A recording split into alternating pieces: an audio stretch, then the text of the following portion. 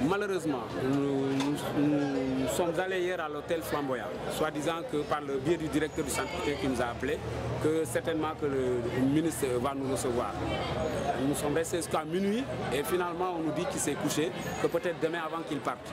Alors à notre grande surprise, nous avons appris qu'il sera au centre culturel. Qu'est-ce qu'on a vu? Fait que Matibole. Donc le ministre est venu au centre culturel pour son parti, mais pas pour rencontrer les artistes de la région.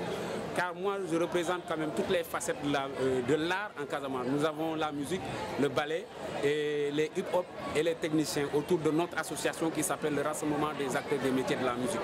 Alors tout à l'heure, quand je l'ai adressé au mot, monsieur le ministre m'a dit que Dinabar. Je suis le président de l'association d'Amkaza. Qu'est-ce qu'il m'a dit? Dinabar. Alors Dinabar, ça veut tout dire.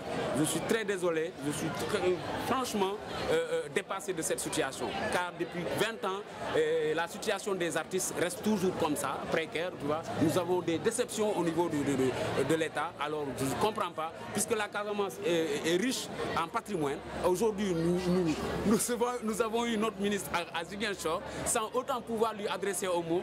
Je regrette très fort cet acte. Donc je souhaiterais peut-être que le ministre se rectifie auprès des artistes de la Casamance. Je suis le président des acteurs culturels de la musique de la Casamance. Donc certainement que j'aimerais bien que le ministre de la Culture répare cette situation que nous déplorons, parce que nous avons dit que sa nomination en tant que ministre, comment dirais-je, un artiste qui est devenu enfin musicien, certainement que maintenant le ras-le-bol des artistes, surtout de la Casamance, est fini et de toutes les régions. Donc je parle au nom de tous les artistes du Sénégal, je parle aussi surtout les artistes de la Casamance, dont je suis le président du Ramkaza, c'est l'association des acteurs des métiers de la musique en Casamance. Nous regrettons très fort la venue du ministre à Ziguinchor sans pouvoir s'adresser aux artistes de la Casamance.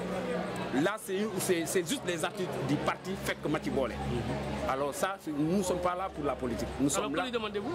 Alors je lui ai dit que, voilà, quand il m'a dit bonjour, parce que j'ai tout fait pour au moins, ils ont failli me casser la gueule tout à l'heure, alors j'ai tout fait pour quand même lui adresser un mot.